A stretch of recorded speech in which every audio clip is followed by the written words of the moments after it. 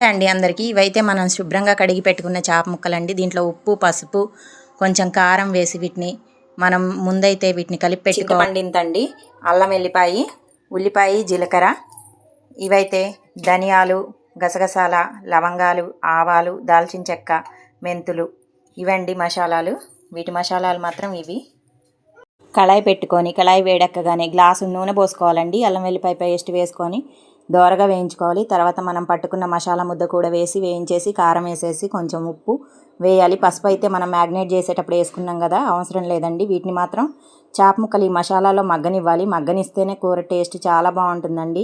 పులుసులో పచ్చి ముక్కలు ఎత్తే నీసువాసన వస్తుంది, కానీ ఇట్లా చాలామంది అలా చేస్తారు, కానీ ఇట్లా చేసుకున్న చేపల పులుసు టేస్ట్ వేరే ఉంటుందండి. ఇవన్నీ వేసుకున్నాక మనం పులుసు పోసుకొని పచ్చిమిరపకాయలు, దాంట్లో కొత్తిమీర ఇవి వేసేసి మంచిగా వీటిని పులుసు మరగబెట్టుకుంటే చాలా టేస్ట్గా ఉంటుందండి కూర. ఇలా ట్రై చేయండి.